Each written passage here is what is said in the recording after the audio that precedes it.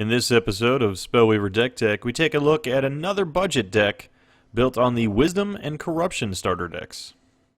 Toss the bucket. Using the Wisdom and Corruption starter cards, you can build a very interesting deck that pretty much denies your opponent the ability to answer or draw into the cards that they have in their deck effectively. What I mean by that is it mills your opponent, but it allows you to draw cards. Now, as you look at this card list, you're going to say to yourself, okay, hold on. Succubus. That is not in the Corruption starter deck, and I most certainly don't have 4 of them. It's a very good card, and you are correct. This is still a budget deck, however, because I'm going to be covering the budget deck version of what you're seeing here, and how you take that deck and morph it into this one, which is still fairly budget-oriented, but is just much more effective. So let's go ahead and take a look at that. So here we have the Wisdom Corruption starter cards that you're going to be using as a budget deck base or foundation, if you will, to be able to build towards that other deck that we're looking at. The deck we're going to be building towards was created by Giotto, and you can find it on Spellweaver DB in the description below. And Senilian helped me to come up with the starter budget deck, essentially, that turned into Giotto's final version, if you will. So once again, thanks Senilian, and credit goes to Giotto for the final version of this deck. Starting with the hero skill, we're going to look at Darius's Thorough Study, which allows you to draw a card every other turn, essentially, and is very key to being able to cycle through your deck. Once again, we will be milling our opponent while cycling through our own deck, is the idea behind this. Moving on to the creatures, on the Wisdom side, we have 2 Charged Alrights. Charged Alright is an early card that you want to get out because you want it to build up energy for cards such as the Foundry Engineers, which will take that energy from the Charged Alright and allow you to spawn multiple golems onto the field. So, in addition to milling our opponent and cycling through all of our cards, basically the name of the final deck is I Draw, You Discard. So while we're doing that, we're also spawning or flooding the board with as many creatures as possible to help with creature removal and just damaging your opponent. Very rarely, if ever, will you actually mill your opponent down to 0 cards with this deck. It is not designed as a mill deck per se. It is simply designed to prevent your opponent from drawing into too many of their answers.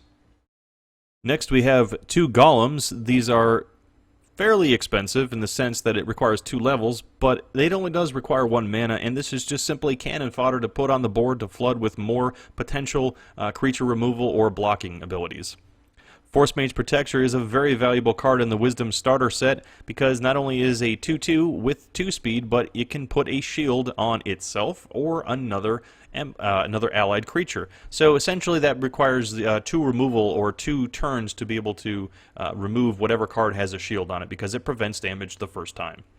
Keep in mind, even if you have a shield, there are certain cards, such as the Noxious Fumes, which don't do damage to a creature, they simply remove their health and attack power, thus getting around that shield.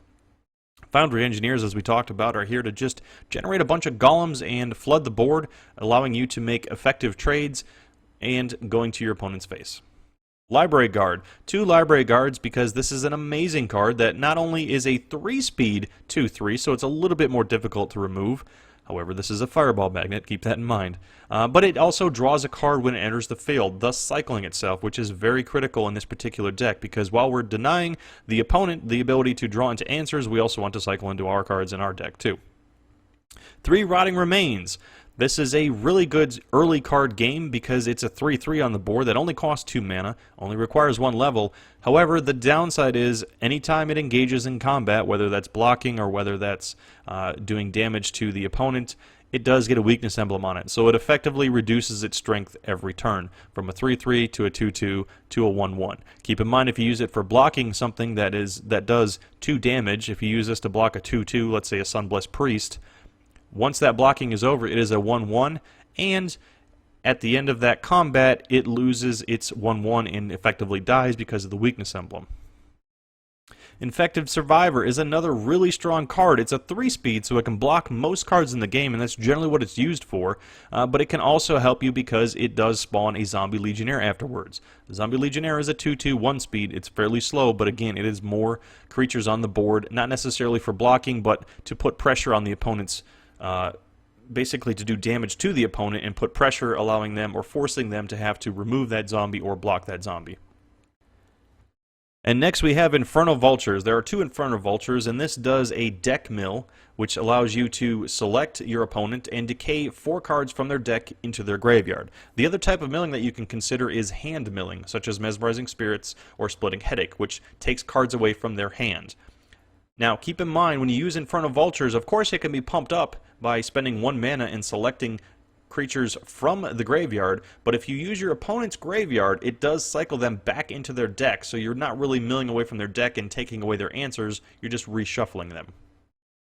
Mesmerizing Spirit, as I just mentioned, is one way of, not only does it put a 2/1 on the board, which can be used for blocking later on, but it also mills a card from your enemy hero's hand. So there are 4 of these, and if you get enough of them on the board, you're pretty much milling your opponent's hand down to a few cards, and it's quite annoying, thus preventing them from answering what you have on the board.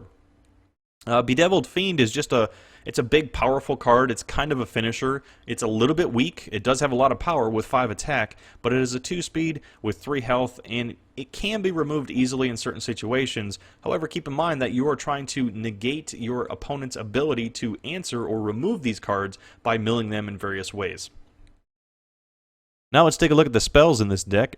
3 sleep spells. Sleep is very cheap and allows you to, well, put a creature to sleep, and as the card says, it renders a creature's speed 0 and its powers cannot be activated. So in other words, it can't attack, it can't block, and it can't use its powers, unless it's a passive power, however, so keep that in mind. A Bloodwitch Harpy's power still works because it is passive. This allows you time, essentially, to beat your opponent down, or to get enough cards in your hand to be able to remove whatever that card happens to be. Flash Freeze is very valuable, although on the surface it might not look like it. It does 1 damage, so of course it can remove any creature that has 1 health, but it also freezes a creature. Freeze is a very special debuff, if you will, that you need to keep in mind. It doesn't do like perhaps the word indicates that it freezes a creature in place. What it does is it puts a buff or a debuff on that creature, and as the card says, a frozen creature dies when it is dealt any damage. So a frozen creature can still attack, it can still block, however if it takes any damage whatsoever, it dies. So Flash Freeze is very... Now, actually that brings me to a point, I'm jumping around a little bit. Something like Noxious Fumes. Keep in mind this is the next spell on the list we'll talk about. Noxious Fumes, of course, is a very valuable card because it removes 2 attack and removes 2 health. It's very cheap, and it essentially is a removal card. However, it simply adjusts the attack and health of a creature. It does not do damage to a creature. So if you use Flash Freeze on a creature, remember a frozen creature dies when it is dealt any damage. Therefore, a Flash Freeze and a Noxious Fumes together does not remove a creature. So keep that in mind. Any frozen creature requires damage. A card like Noxious Fumes does just simply adjustment of health and attack without doing any damage. Consume Spirit. Consume Spirit is based on your corruption level, and that's what the card really is saying, is minus X attack and minus X health. It works the same way as Noxious Fumes. It removes the same amount of attack and health based on how many corruption levels you have. Now the cool effect of this is Consume Spirit not only removes that attack and health from a targeted minion, and you can target your own minions too in certain situations that is necessary, because it also then takes that same amount and buffs up one of your creatures, or another creature. So in other words, in the situation where your opponent has 2 2/1s on the board, and you have 1 corruption level, you can play Consume Spirit. You can remove 1 because you're taking 1 health away. You can buff up the other opponent's the enemy's creature, but if it's already attacked and it's exhausted, this is only a temporary buff for that turn, so you can still use it as a removal even if you don't have creatures on your board. And I'll try to show you that in some gameplay next. Splitting Headache. Splitting Headache is a headache. You play this against your opponent because it discards 2 cards from their hand, and it is extremely annoying, and it's really one of the key cards to the concept of this particular deck. 1 Restless Tombs. Restless Tombs requires 2 corruption levels, so keep in mind when you're building this deck and you're using your shrines, you need to get at some point in time 2 corruption levels in case you draw into the 1 Restless Tombs. This simply spawns a Zombie Legionnaire every turn, and just like the Engineer, the Foundry Engineer, you're getting 2/2 golems on the board, and with the Restless Tombs, you're getting 2/2 zombie legionnaires on the board. One Infernal Tribute. There's only one of these in the card because this is the starter decks. However, Infernal Tribute can be extremely frustrating because the hero must sacrifice 2 creatures. These are 2 creatures on the board, not in the hand, not in the deck. These are 2 creatures on the board. So it's very powerful removal, especially if you can try to mitigate the amount of cards on your opponents to maybe just 2 big cards or 2 very difficult cards that you cannot remove. Infernal Tribute does the job for you and takes care of the rest of it. There's only one artifact in this deck. That is the Lamp of Zephyr. You may be familiar with this.